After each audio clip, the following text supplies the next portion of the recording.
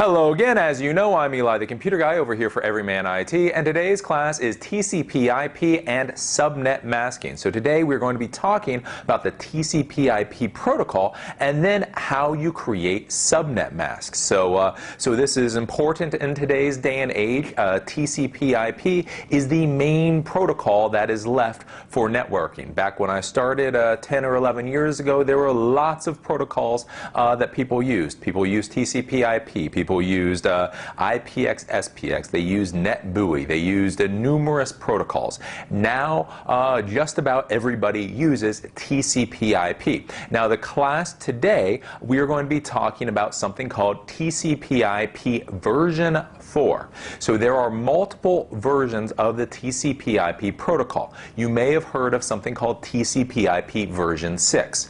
Well, so that you understand, TCP/IP version 6 is much different than TCP/IP version 4 as far as things like configuration goes. Actually, well, it's a lot different on a whole bunch of things. But as you should understand, if you know how to do TCP/IP version 4, you don't necessarily understand how to do TCP/IP version 6. This is not a big deal. I know if you read the technology papers and the magazines and all of that, you will hear that TCP/IP version 6 is the next great thing, and we all have to jump on the TCP/IP version 6 bandwagon, and if we don't, it's going to be computer Armageddon.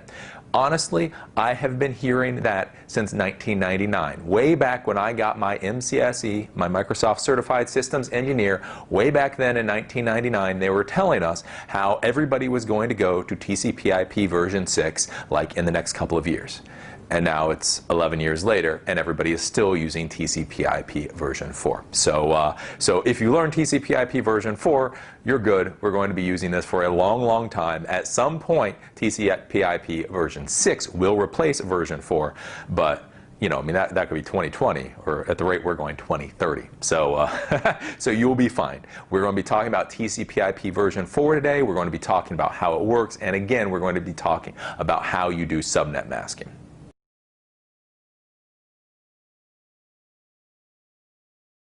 So when we are talking about the TCP/IP protocol, you have to understand a few things about how TCP/IP works. This will just make things easier as you go on in networking. The first thing that you need to understand that the TCP/IP protocol is actually what is called a protocol suite. The TCP/IP protocol is actually made up of something called TCP protocol and IP protocol. Actually, with a few more protocols in there. The TCP/IP protocol is multiple protocols all tied together into one thing that is called TCP/IP.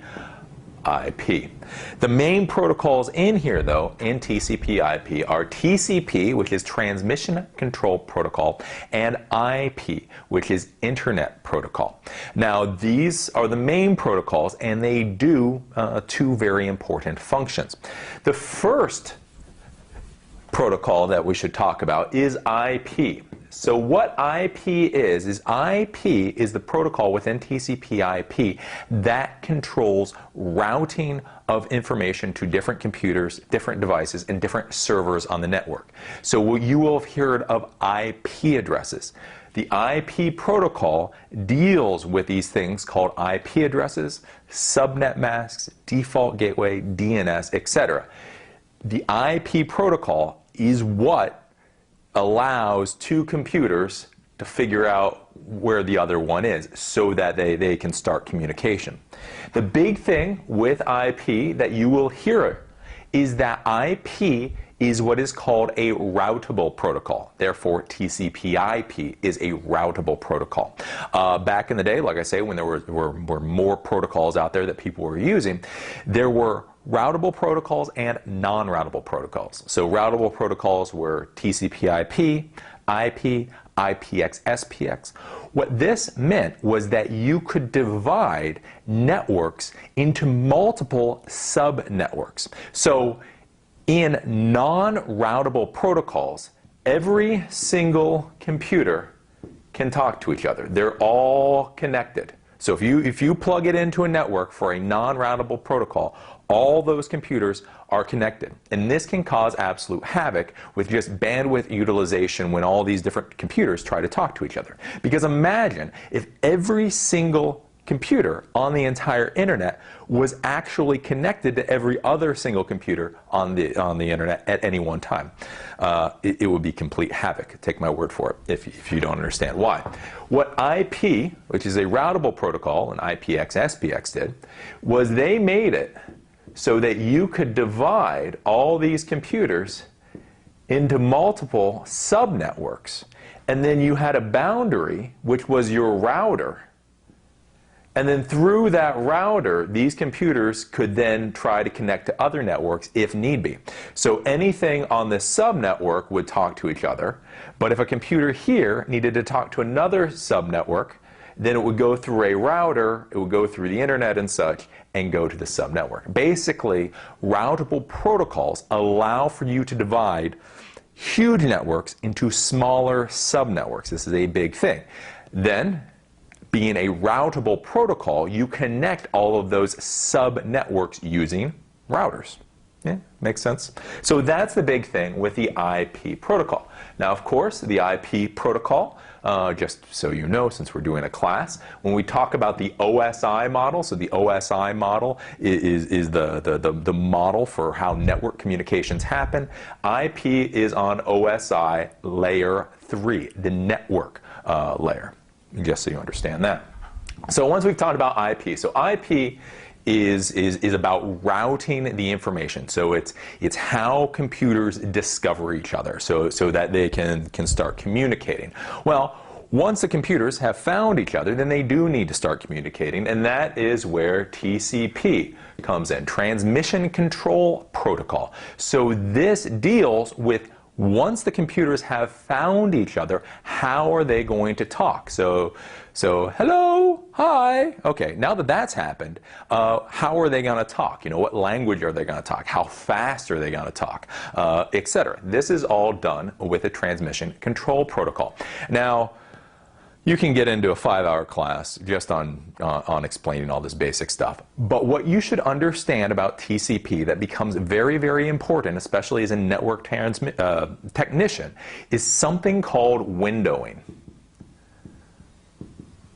Windowing is the process by which the client computer sends information to the server computer. So when two computers are trying to talk, windowing is the process of how that data is sent from the one computer to the other computer. What happens in the windowing process is you have one computer here and you have one computer here, right? Remember that when TCP/IP was created, when the internet was created, this was created for the military. This was created for World War III scenarios. Everybody thinks this is a joke. Everybody kind of laughs at it. But no, remember, the internet, TCP/IP, all of this was created so what happens if nuclear Armageddon has happened and you have diverse military installations trying to communicate with each other. I mean, that's a scenario that TCP/IP was created under. So under that scenario, the government and the military realized that lines of communication might be very, very flaky. You may not be able to send a lot of data, because if you sent a lot of data, by the time it got to the other side, wherever it's getting sent, it may be garbled. So what they came up with was a concept called windowing. So what happens in windowing is this computer, computer 1, is trying to send information to computer 2. Now in TCP/IP, all the data is broken down into something called packets. So if you're trying to send a Word document, if you're trying to send a movie, etc., all that gets divided down into these little packets. Those packets then get sent to the computer that is receiving the data. Well, since the computers don't know what the quality of the transmission lines are, the first computer doesn't want to just send the entire document all at once, because it may come out as garbage at the other side. So what it does is it starts sending packets in groups, and those groups get progressively bigger. So what happens in the windowing process is computer 1 will actually send one packet all the way over to computer 2. and this packet will be labeled packet 1. Computer 2 will receive packet 1. It will send an acknowledgement back to computer 1 saying, hey, I received packet 1. So that's only one packet, and a packet is really small. It's like bits and bytes. It's nothing. But now that computer 1 understands that it can talk to computer 2, it knows that it can try to send a little bit more information. So this time, it will send packets. Since we already did 1, it will now send packets 2 and 3. So it now sends 2 packets over to computer 2. Computer 2 receives those 2 packets and it says, hi, the last packet I received in order was packet 3. So it sends back an acknowledgement, said, I received packet 3. Then computer 1 goes, hey, this is even a better connection. So what I'm going to do is, that was 1, 2, 3. So I'm going to send packets 4, 5, 6, and 7. So now it sends 4 packets. So this is theory, but let's say it doubles every time. This goes to computer 2. Computer 2 goes, hey, I got all the information. The last packet I got was 7. So an acknowledgement goes back to 7. So this is great. So basically, as long as this communication is solid, as long as this keeps happening right, computer 1 keeps sending out twice as much information. So the next time it'll send out 8 packets, then it'll send out 16 packets, 32 packets, 64 packets.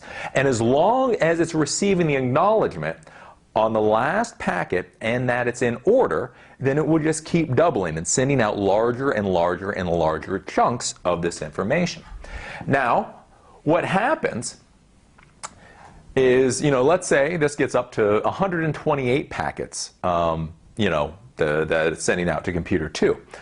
Now, if something happens with the data on the way and the packets get messed up, what may happen is computer 2 will only receive, let's say, 2 packets out of that whole mess of 128 packets. So computer 1 sent 128 packets. Computer 2 only received 2 of those packets in order. So let's say at this point, packet 1034 or 1033. What will happen is computer 2 will then say, hey, the last packet I received in order was packet 1034. What computer 1 will now do is it will start sending information again, and it will close the window back to a single packet. So now we're all the way up to sending, 256 or 128 packets, large chunks of data. Well, now, since computer 1 knows there's a problem, it will now go back and it will send 1035. It will send a single packet to computer 2. And then computer 2 will say, I received 1035. And then computer 1 will then send 2 packets. And then computer 2 will say, I received those 2 packets. 4 packets, I received that 2. And this keeps happening until there's a problem in the data communication, and then it goes back to sending 1 packet, and then 2 packets, and 4 packets, and 8 packets, and then back to 1 packet. So basically, every time there's a problem with the transmission, you go back, computer 1 goes back to sending 1 packet, and then it starts expanding the window, and then if there's a problem, it brings the window back down again. It starts expanding the window, brings it back down again.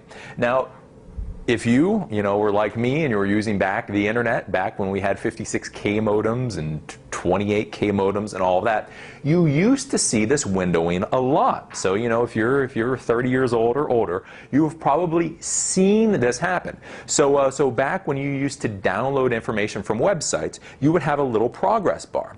And on that progress bar, you would see where it would incrementally download, like it would be like, it'll download, download, download, download, download, download, and so it would like stutter. So it would be like small increments and then huge increments, small increments and huge increments. The reason you saw that was because of the windowing that was happening during that communication process. Why windowing is huge right now in today's day and age? Because you're like, Eli, modems. I know some of you probably have never used modems. So you're like, Eli, I don't care about it. 56K modems? Why do I care about that?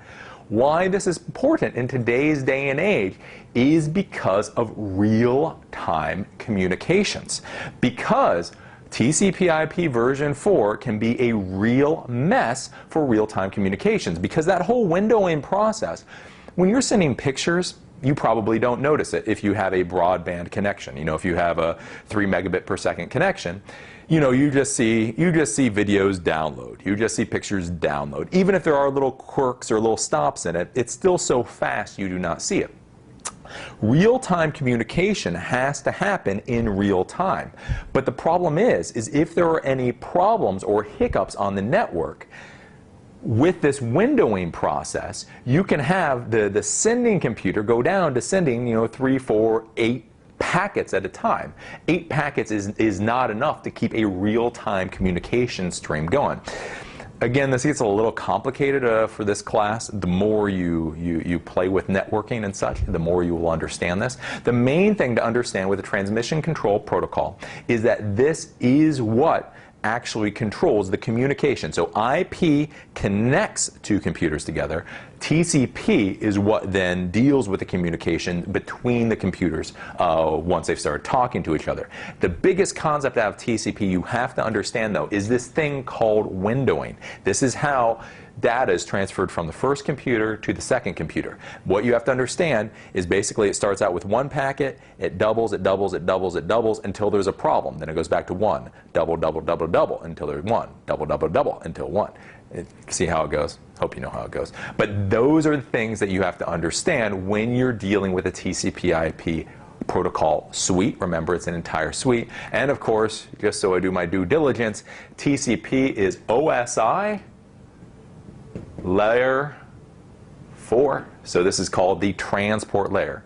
Transmission control protocol, transport layer, all makes kind of sense.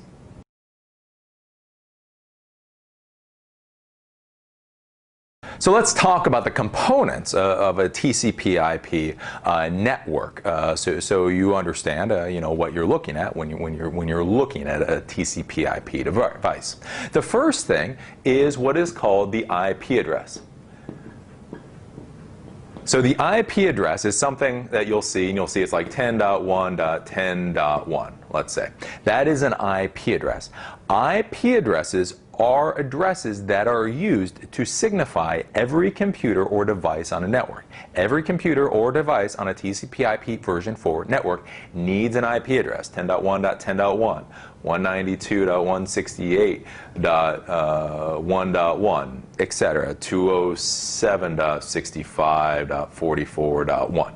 These are all IP addresses. So every device on the network needs what is called an IP address. So then, after you have the IP address, you have something called the subnet mask. Now in the next section we're going to talk a lot more about the subnet mask, so we're just gonna just kind of glaze over right here. The subnet mask is basically a way to segment a network logically so that different computers and different devices cannot necessarily talk to other computers and devices on the same physical network. So basically, if you have a large network, let's say you have, I don't know, 200 computers on a network, you don't necessarily want all those computers to be able to talk to each other, even though they're physically connected to the same network. You can prevent them from talking to each other by putting in this thing called a subnet mask. And the subnet mask, again, like I said, well, we're going to talk about it in the next section a little bit. Now, the next thing after you deal with the subnet mask is something called the default gateway. The default gateway is the router for the subnetwork that you are on. So basically, what the default gateway allows is your computer is going to look on the local network for the computer or device that it's looking for. Let's say it's looking for a website or it's looking for a server. It's going to look at the local network first. If it can't find that computer or device on the local network, it will then go to the default gateway and it will ask the default gateway to find that computer or device on whatever else is on the other side. So basically what happens is, you know, you have your office here and you have the internet out here. You have your computer and you have your router. So what happens is your computer with its IP address is looking for a website. Now this may seem a little funny, but basically it's looking for a website. And what it will do is it will first look at all the computers in the internal network looking for the website. So if you're trying to go to www.cnn.com, that computer is actually going to look inside your little subnetwork to see if cnn.com is there. If it's not there, it will then use this default gateway. It will then go to the router and say, hey, I need to find cnn.com. That router will then go out to the internet, and through the whole bunch of magic of the internet, it will then find cnn.com, and it will create a link between cnn.com and your computer. So the default gateway is the router. If you're dealing with small networks, this will be the router, this will be the DSL modem, this will be the cable modem, this will be the ADTRAN, etc. Basically, the default gateway is what connects your subnetwork to all the other networks that are out there.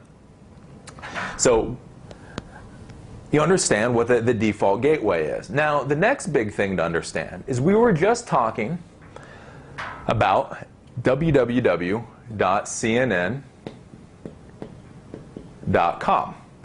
Now, if you've been paying attention to what I've been saying, the Internet protocol, the IP protocol, connects computers based upon their IP address. So 10.1.10.1, let's say.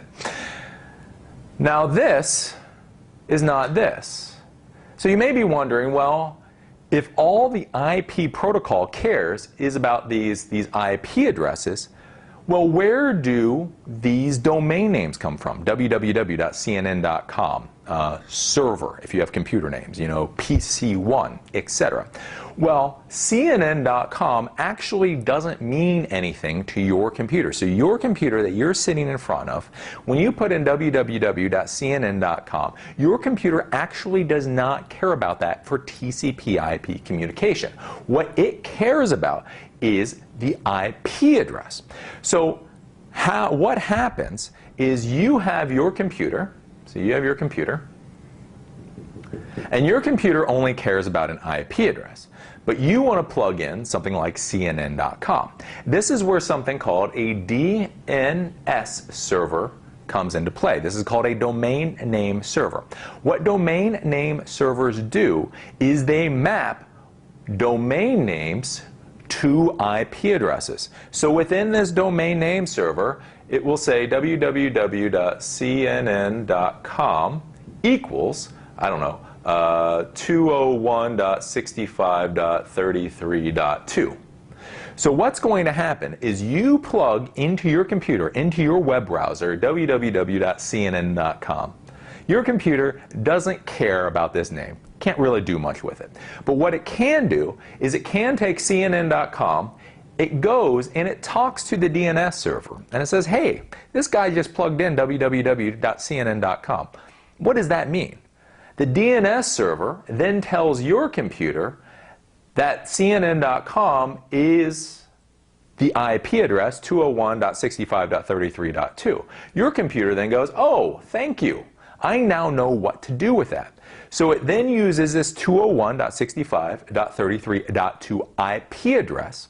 It then looks at the internal network for the IP address. If it can't find it in the internal network, it then goes to your router, to your default gateway, and your default gateway then goes out to the internet and then connects your computer.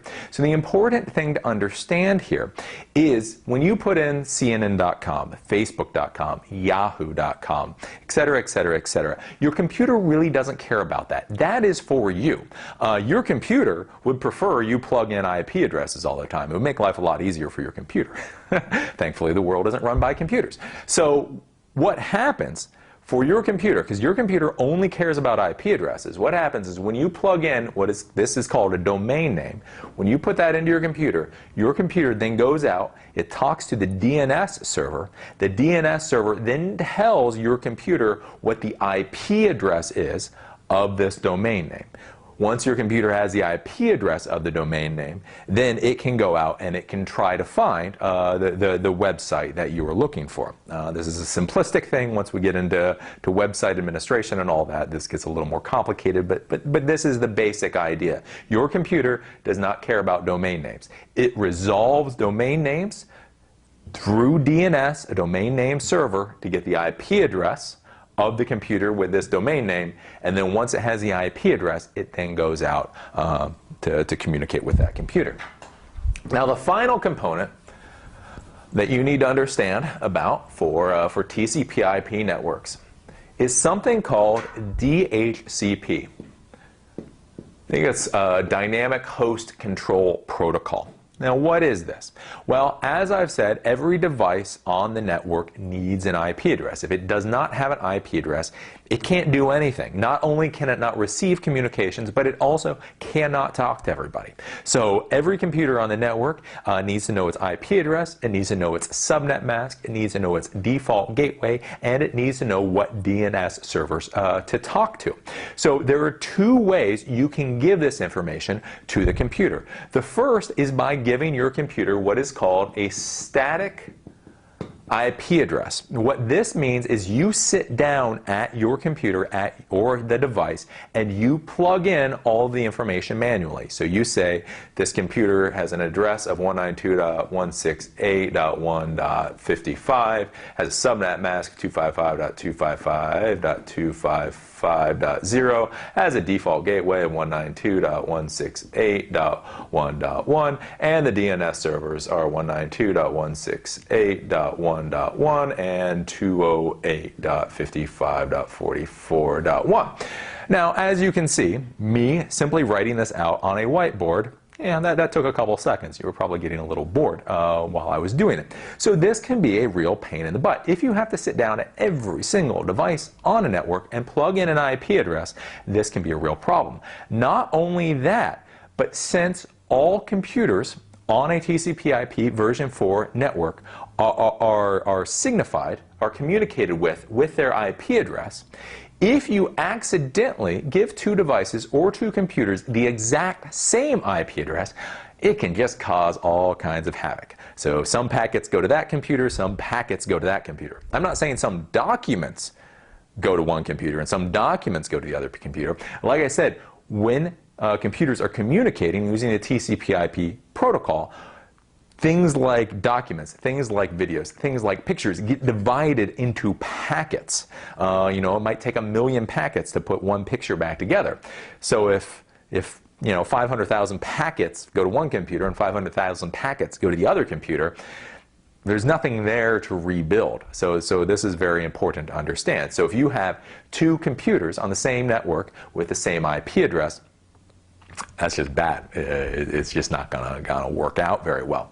So what you can do is you can give the computers or devices on your network what are called dynamic IP addresses. And this is where DHCP comes in. So dynamic IP addresses mean that when the computer connects to the network, it will call out to the DHCP server. The DHCP server will then give it an IP address, it will tell it the subnet mask, it will tell it the default gateway, and it will tell it the DNS servers all automatically. And it will keep a record of the IP addresses that it has given out to make sure that it doesn't give out the same IP address to multiple computers.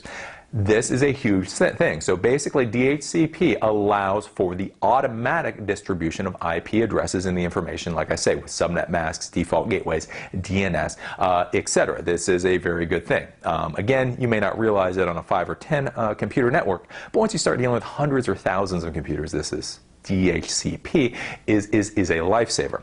Now, what happens in the DHCP process is that your computer, so we put your computer here again, calls out to the DHCP server and it says, hey, I need an IP address. So you have configured in the DHCP server what the scope of IP addresses the DHCP server can give out. So you will tell the DHCP server you can give out IP addresses 192.168.1.100 through 254. So this gives it a scope of 154 IP addresses that this DHCP server can give out. So this DHCP server will not give out 192.168.1.0 .99 because that is not within its scope. It will give out .1.105, .110, .205, etc. So the scope is the full range of IP addresses you allow the DHCP server to give out. You will then tell it what the subnet mask is. Again, we're going to go into this in a few minutes. And you would say 255.255.255.0, a Class C subnet mask. You would tell it what default gateway you want it to give computers. So 192.168.1.1. This is the router, so how they're going to communicate with the outside world, and then what DNS servers that you want to tell the computers about. Again, whatever that is. So your computer talks to the DHCP server and gets all of this information. You have configured, or somebody has configured all this information in the DHCP server at some point in the past. Now, the DHCP server will then give all this information to your computer with something called a lease time. So what the lease time means is this is literally a lease on how long your computer is allowed to own that IP address. So your computer asks for an IP address. That IP address and all that information is given to your computer with a lease time. This lease time may be a day. This may be 7 days. It may be a month. It's all up to you as a system administrator. This, again, is something that you configure into DHCP. Well, DHCP server gives your computer all the information with this lease. So let's say it's 4 days.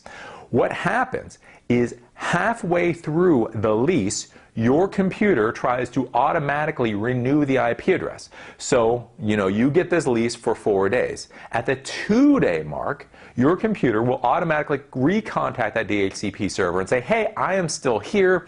I'd like to keep the IP address. Do you mind? DHCP server says, nah, no problem at all. You keep the IP address. And then the lease is renewed for another 4 days, and the computer keeps the IP address for 4 days. Again, at the 50% mark, the computer then contacts the DHCP server again and says, hey, I still like this IP address. Am I allowed to keep it? DHCP server says yes or no. Well, what happens is if your computer cannot contact the DHCP server at the 50% mark, then it waits until the next 50% mark. So you have a lease for 4 days. So at 2 days, your computer tries to automatically contact the DHCP server and say, hey, can I keep this IP address? If for some reason the DHCP server is offline or cannot be communicated with, then your computer keeps the current IP address that it has, and then it waits till the next 50% mark. So you started at 4 days. At 2 days, you asked for a new IP address. You didn't hear back. So at 1 day, you ask for a new IP address. If you still don't hear back, you wait another 50% of the time. So this is down to 12 hours. So at the 12-hour mark, you try to contact the DHCP server. If it doesn't communicate back, then at 6 hours, you try to talk. Then at 3 hours. So every 50%, it tries to recontact that DHCP server.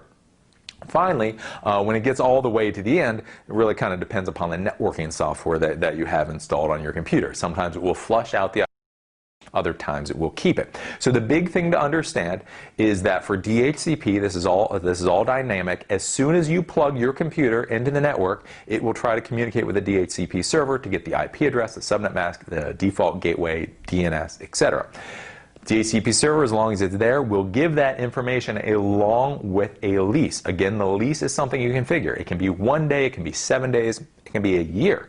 It's all whatever you plug into the server. The big thing to understand is at the 50% mark, the 50% from when the lease is going to expire, your computer is going to try to contact the DHCP server to ask if it can keep the IP address. So if this is if the lease is a year, then at the 6-month mark, it will try to communicate. If it's 2 days, then at the 1 day mark, it'll try to communicate.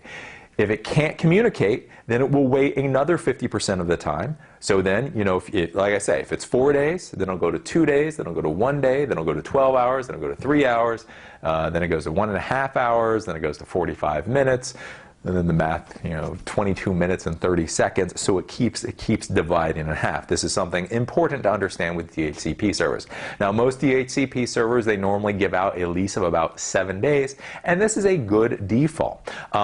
What you have to understand is once you get into more complicated networking, is the shorter your DHCP lease, the more network traffic you have, just for stupid things like DHCP, but it means that less IP addresses are being used by computers that may not be on the network.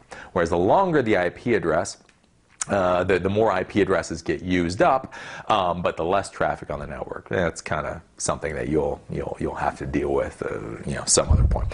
We'll talk about that later. Now, the final thing that you should understand. So we've talked about DHCP, we've talked about DNS, we've talked about default gateways and all that. The last thing that you should understand is something called network address translation. It's called NAT. You will hear about NAT a lot. So back in the days, 15 years ago, everybody was worried because they thought that every single computer device on the internet was going to require its own dedicated IP address. So that means your computer would require an IP address that was unique to the world. Not unique to your office, unique to the world. Your printer, your network printer, would need an IP address that was unique to the world, etc. Because they thought every single device that was connected to the internet would need its own unique IP address. Well, then they came up with something called NAT, or network address translation, and this fixed a whole bunch of stuff. So you will see, this is our router, that most internal networks have IP address ranges in the 192.168.1.12.254. So, if you go to your little network inside your house, your computer inside your house may have an IP address of 192.168.1.2. You can go to your friend's house, and one of the computers inside his house also has an IP address of 192.168.1.2, et cetera, et cetera, et cetera. How this happens, or how this is able to work, is through network address translation.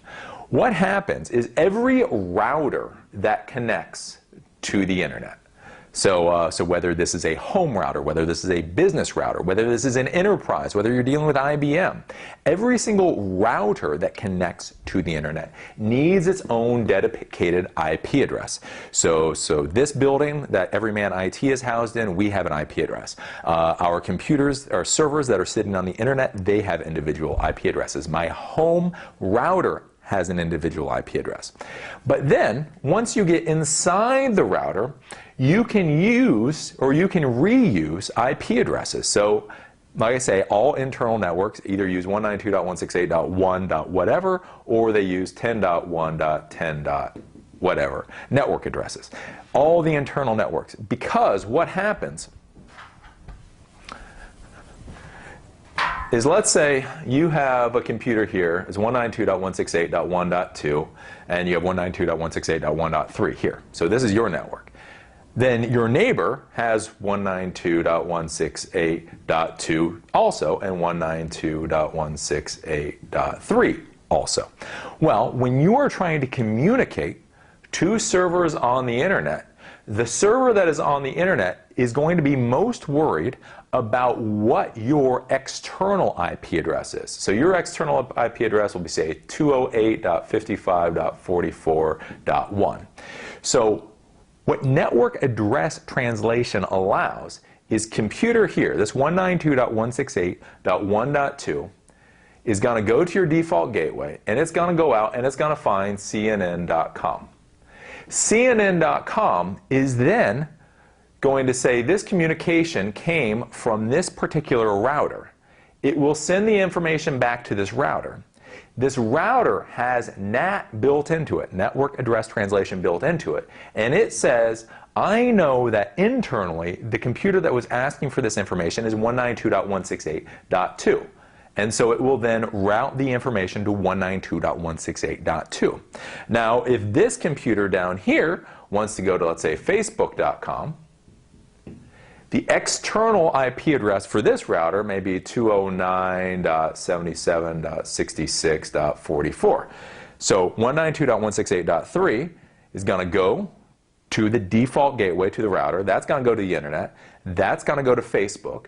Facebook is going to go, oh, I see the person requesting this information is this external IP address. So Facebook will send the data back to this external IP address. NAT, network address translation, is built into this router. This router goes, oh, I see that 192.168.1.3 is the one that asked for this information, and then the information will get routed here. Again, this is a whole mess. NAT is not a hugely complicated subject. You know, maybe you should go on Google or Wikipedia if it's a little confusing. The main thing that you have to understand that NAT does, network address translation, is it makes it so every single device that can talk on the internet does not need its own absolute unique IP address in the entire world. If NAT did not exist, then literally every single device that connected to the internet would need its own IP address, and simply there are not enough IP addresses out there. So with this, we've talked about the IP address. Every single computer or device on a TCP/IP version 4 network needs an IP address, both to send and receive information. We talked about the subnet mask. This is how you subnet. We'll talk about that more in a second. We talked about default gateways. Default gateways are routers. Routers are what connects different subnetworks. So whether you have multiple subnetworks in one building or whether you are trying to connect your little office network off to the internet, the default gateway or router is what separates those two networks. We talked about DNS. Remember, domain names, CNN.com, Facebook.com, Yahoo.com, etc. don't mean anything to your computer. Your computer will go out and talk to a DNS server, and it will say, hey, my user gave me this name. What do I do with it? That DNS server will then say, IP address for that domain name is this, 208.77.66.4. That gets given back to your computer. Your computer then tries to communicate with the website or the computer based upon that IP address. We then talked about DHCP, Dynamic Host Control Protocol. Again, you can plug in what are called static IP addresses into every single computer and device on your network. This means you sit down at every single computer and you actually type in what IP address, what subnet mask, what default gateway, what DNS server, etc. Or you can set up DHCP. DHCP will automatically give all of this information to any client that connects to the network. Now, when it does, remember that it gives all that information, and it also gives a lease time. A lease time is something that you can configure on the DHCP server. It could be a day, could be a year. It's all up to you. The average is like 7 days. Once that lease is 50% expired, the client will try to recontact the DHCP server to renew the lease. If for some reason the client cannot contact the DHCP server, it will wait till the next 50% mark, to the next 50% mark, to the next 50% mark, etc. And then finally, in this whole mess, we talk about NAT, network address translation. Basically, this is what keeps, from having every single device on the internet needing its own IP address. That was a big mouthful. If you thought that was confusing, we're about to go into subnet masking. So you might want to pause here and get a little cup of coffee.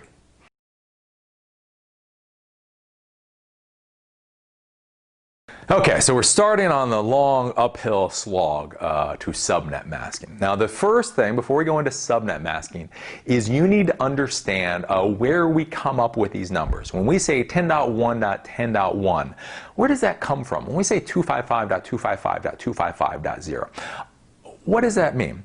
Well, basically, what those addresses signify is there are a number of values for what are called octets. So, when you're dealing with TCP/IP addresses, you're dealing with 4 octets. So octets are series of 8 numbers. So basically, you have 1, 2, 3, 4, 5, 6, 7, 8 dot 1, 2, 3, 4, 5, 6, 7, 8 dot 1, 2, 3, 4, 5, 6, 7, 8 dot 1, 2, 3, 4, 5, 6, 7, 8. So when I say, let's say 10.1.10.1, the computer is actually looking at this big thing, which is a series of 4 octets to come up with this number. So 10 would be here, dot 1 would be here, dot 10 would be here, dot 1 would be here. Now, when we're looking at this octet and where we come up with these numbers, so we'll look at a single octet. So 1, 2, 3, 4, 5, 6, 7, 8. So this is 8. These are 8 bits. So with this, they can either be 1 or 0, 0 or 1. So you can have 1, 1, 1, 0, 0, 1. It can be 1 or 0. So on or off. You can't have 2. 2 doesn't work. It's either 1 or it's 0. Now, how we get to the numbers then is starting on the right-hand side, we give each one of these spaces a number value. So here, this number value is 1. The second one in is 2, and it keeps doubling. So 1, 2, 4, 8, 16, 32, 64, 128. So these are the number values for these octets. So this is 1, 2, 4, 8, 16, 32, 64, 128. Then, if you go to the next octet, you start over again. So 1, 2, 4, 6, or 8, etc. So each octet is entirely separate. So if you are trying to get, let's say, an IP address of 128. So 128, what you would do is you would put a 1 over the 128 and then a 0 over everything else. So this means count 128. So if I want, 192.168.1.128, you would just put 1 bit as true over 128. If, let's say you're trying to get 192.168.1.10, right?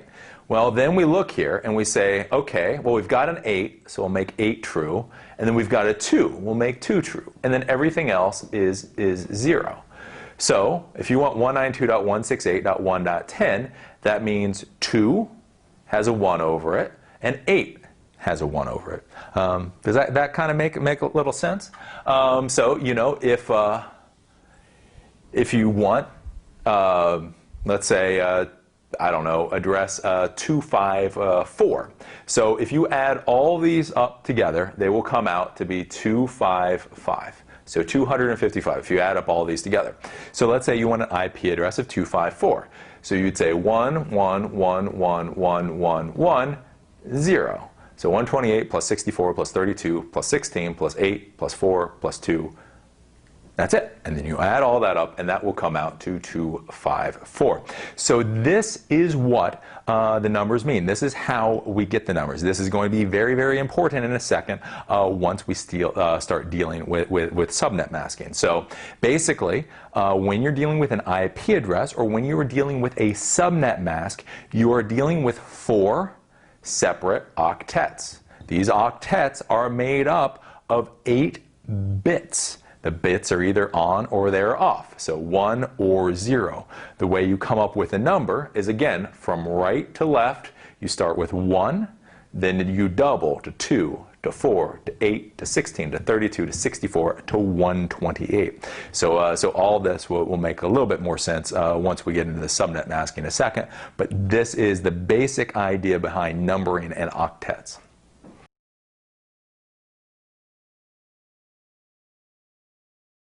So now that you understand how the numbering system works, we need to talk about subnet masking. So what you may not realize is when you're dealing with an IP address, let's say 192.168.1.1, this IP address actually tells you 2 things, or there's 2 things in here. One is the address of the computer or the networking device on the network. So whether it's a computer, whether it's a server, whether it's a printer, whatever the TCP IP the device on the network is, that is here. But there is also the subnet number or the network number. So the IP address tells you the identifier for the network, and it tells you the identifier for the computer or networking device. Now, you're looking at this number and you're probably wondering, what part of this is for the network and what part of this is for the computer. Well, that is what the subnet mask tells you. So you will see something like 255.255.255.0.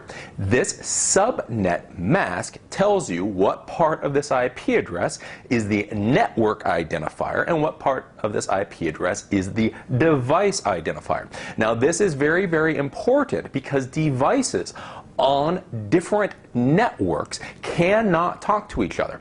So if you have one computer plugged into a switch on network 1 and you have a printer plugged into the exact same switch, so they're physically on the switch. So you have a switch here, one goes to a computer, one, let's say, goes to a printer, right?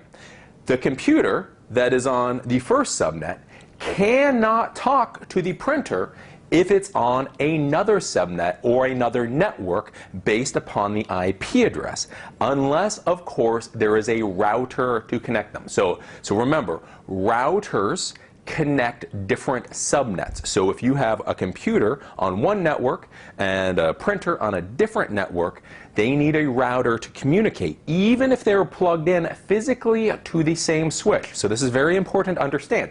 So you can have multiple subnets, multiple networks, all plugged into the same physical switch. And this is not VLANs. This isn't like Cisco VLANs or like routing or switching VLANs.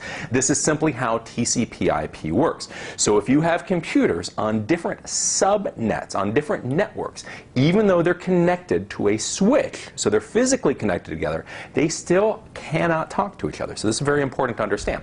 So the subnet mask is what tells you what part of the IP address is for the network and what part of the IP address is for the device on the network. So this here is what is called a Class C subnet. Since I know what's going on, I can automatically look at this Class C subnet and know that the network portion of this address is 192.168.1. So this is a 192.168.1.x network. And I can tell that the identifier for the device on the network is the 1. Now I can do that because I understand what subnet masking is. So now that we understand how all that works.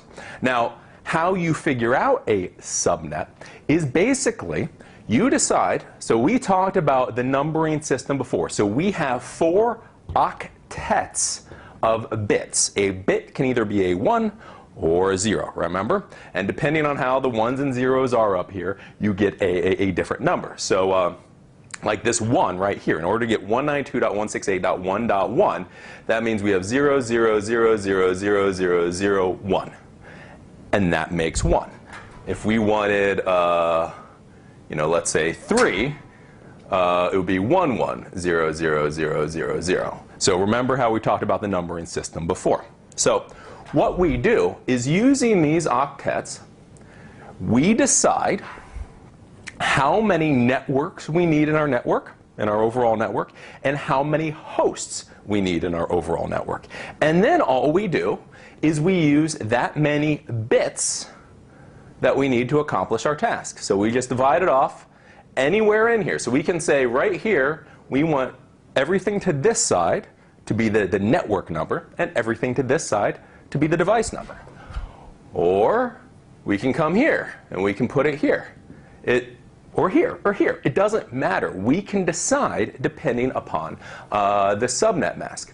So when you're trying to figure this out, the thing to think about is it depends on how many networks you're trying to create or how many devices you're trying to shove into a single network. So depending on how many bits you use for your network, there is an equation, and for the networks it is 2n. So the total number of subnets you can have is 2 to the power of however many bits you have used for the subnet. So let's say you want to use the first 8 bits out of the 4 octets for a subnet. So it would be 2 to the 8th. And that will tell you how many subnets you can have on this network. Now, if we're trying to find hosts, so this way is for networks, this way is for hosts, you have 2 to the n minus 2. So let's say we wanted 254 hosts. That's a standard.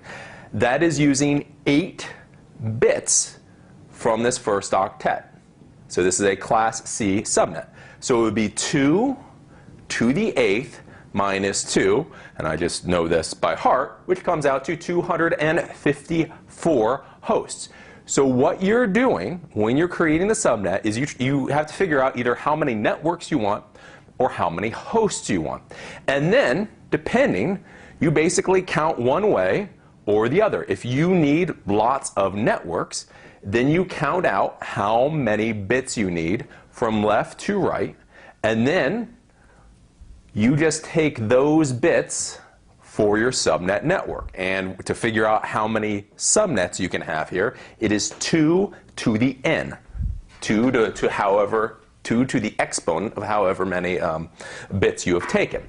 If you're trying to figure out how many hosts you need, you go right to left, and then you just take the bits as you need. And so 1, 2, 3, 4, 5, 6, 7, and you keep going, 8, 9, 10, 11, 12, 13, 14, 15, 16, 17, however many you need. So if you need, let's say 508 hosts on a, or no, it would be more than that. But basically, you just go across, and that way it is 2 to the n.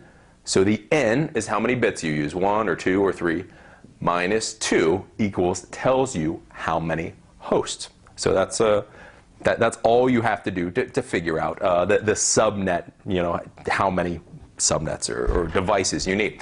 Now, when you're dealing with this, all you do then to figure out the subnet mask is, again, 1, 2, 3, 4, 5, 6, 7, 8, dot, 1, 2, 3, 4, 5, 6, 7, 8, dot, 1, 2, 3, 4, 5, 6, 7, 8, dot, 1, 2, 3, 4, 5, 6, 7, 8. So these are the 4 octets.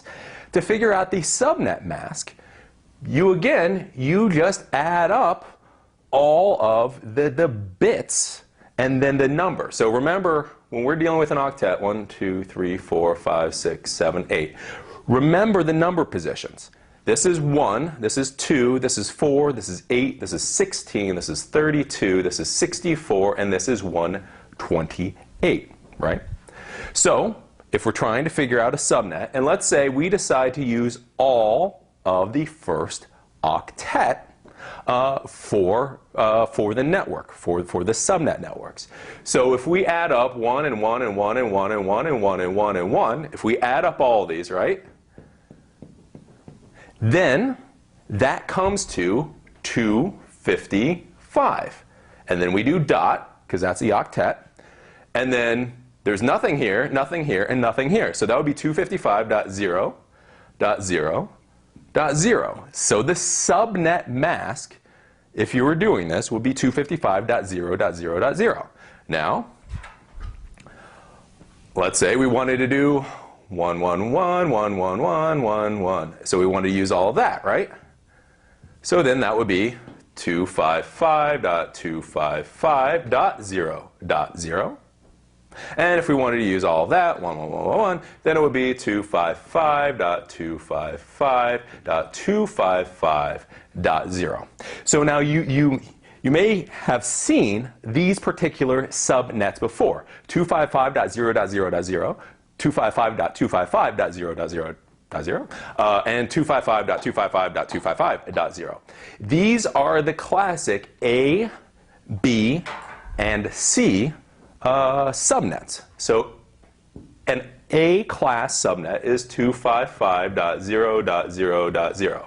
A B-class subnet is 255.255.0.0. A Class C subnet is 255.255.255.0. So if you ever hear about this, when you have normal networking people all talking back and forth and they say, it's a Class C subnet, What they mean is that the subnet mask is 255.255.255.0.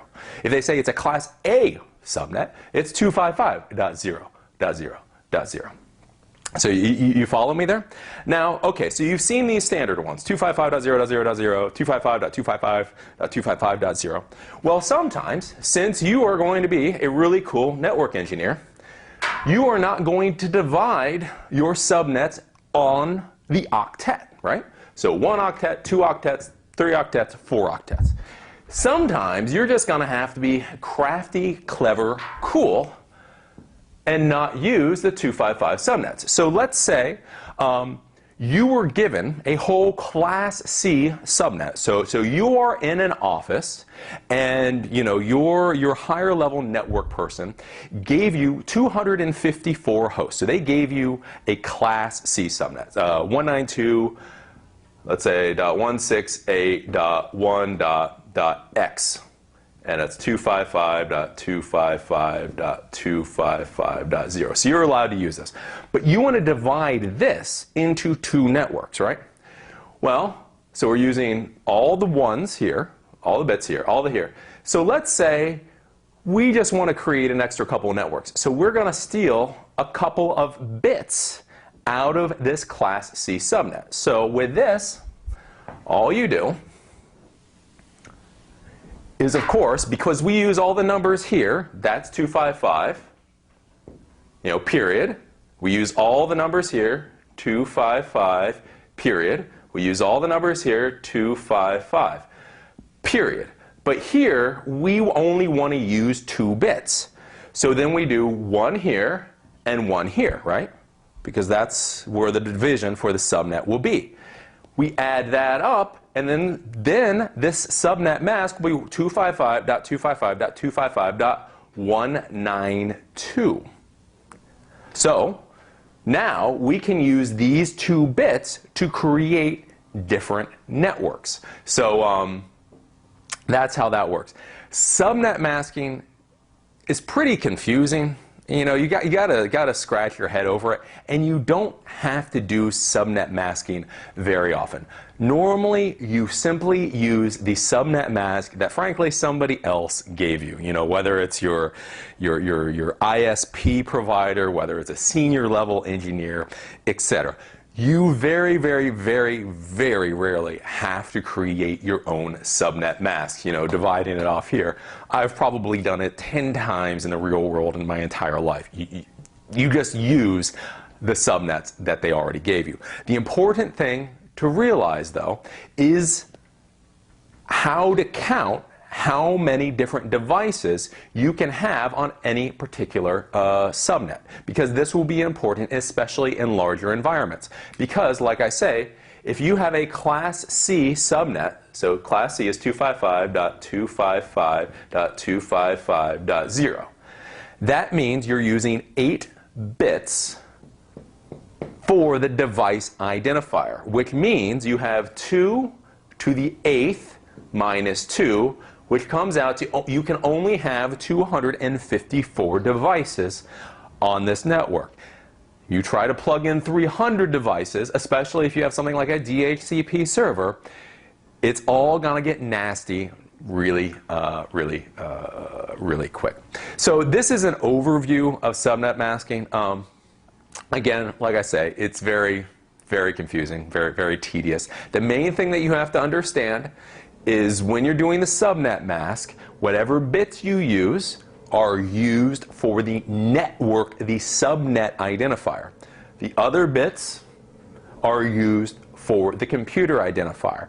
Why this is important, and this is the huge, huge, huge thing. So if there's one thing you take away from this, please take this, is if you have a switch here, you have a computer here and a computer here, and this is on network 1 and this computer is on network 2, they cannot talk to each other based on the TCP/IP protocol. You have to put something called a router in between these two computers to get them to talk to each other. So that's the most important thing to take out of this, is if you have computers on two different TCP/IP subnets, they can't talk to each other even if they're connected to a physical switch unless you put a router in there and you do some configurations. So if you understand that, at least is an introduction to subnetting, and I don't know, watch this 5 or 6 times in a row and hopefully you'll get everything.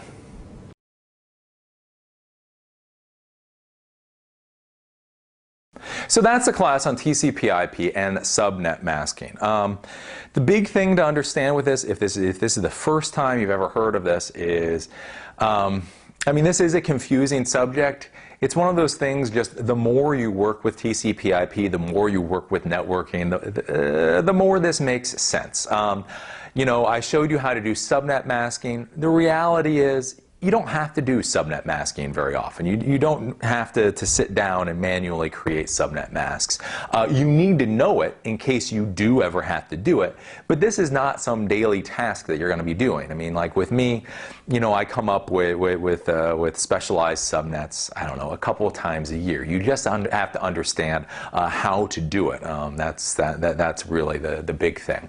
You know, we talked about the TCP/IP protocol, that this is the TCP/IP protocol suite. Again, think of this more as an exam question.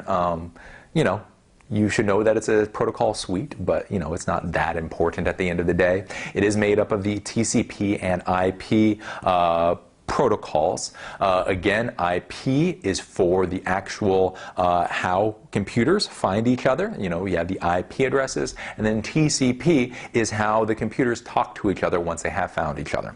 The big thing with TCP is that you understand that whole concept of windowing, where the computer that is sending information will start sending larger and larger amounts of packets based on the quality of the communication lines between the two computers. As soon as it finds that there's a problem, it will then reset back to whatever the smallest number of packets is and then start enlarging again.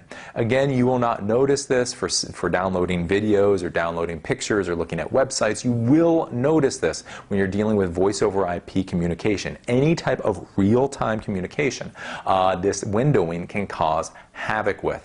You know, we talked about all the components of the TCP/IP network. So you have your IP address, you have your subnet mask, which divides the computers into different subnets on the same physical network. We talked about DNS and default gateways. Default gateways are basically the router that connects your little subnet to other subnets. DNS is what turns domain names into IP addresses. Remember, your computer does not care about the domain name. It cares about the IP address. We talked about DHCP, Dynamic Host Control Protocol. This is where you can have a server on the network give all the computers on the network automatic IP addresses. It does it by giving the information, and then it also gives a lease to the IP address to the computer receiving it. That lease, again, maybe 1 day, year, whatever you decide. At the 50% mark, when that lease is 50% expired, the computer will try to renew the lease. If it can't renew the lease, it'll go from 50% of that mark, 50% of that mark, 50% of that mark, etc. We talked about NAT, network address translation. Again, just a bit of a confusing subject. Sit down and read about it a little bit. It's not that big a deal.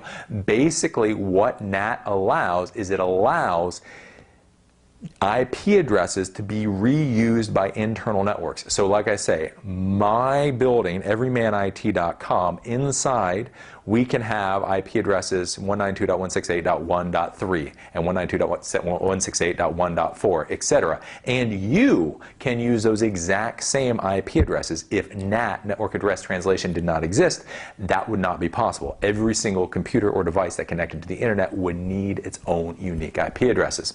We talked about what the numbers mean. We talked about those octets. Again, when you're talking about numbers, so 10.1.10.1, that is 4 octets. Octets are combinations of 8 bits. They can either be 1 or they can be 0. You know, I showed you that whole mess. We talked about subnet masking. We talked about what used to be called class full networks, A, B, C, D, and E. Those really haven't been used since like 1992 or something. They were replaced, that whole concept was replaced by CIDR, classless internet domain routing. Again, at this level, don't worry about it. That's a Cisco, when you're going off your CCNA, start worrying about it then. I just want you to have heard about this since you're dealing with TCP/IP. Classful networks and CIDR, you should at least know those concepts exist. I showed you how to do the subnetting, how to find how many hosts would be on a subnet and how many subnets would be on a subnet. That's all just basic math. So this class, TCP/IP and subnet masking, like I say, this isn't a hard subject. It's just something that you're just going to have to get used to. The more you deal with that TCP/IP, the more you deal with routers, the more you deal with computers, the more this will all make sense. Again, if this is your very first class, probably seems really confusing as hell, but just do some Google searches and practice with your networking equipment, and you should figure it out pretty quick. So as always, I'm Eli, the computer guy, over here for Everyman IT. This was TCP/IP and subnet masking. I look forward to seeing you at the next class.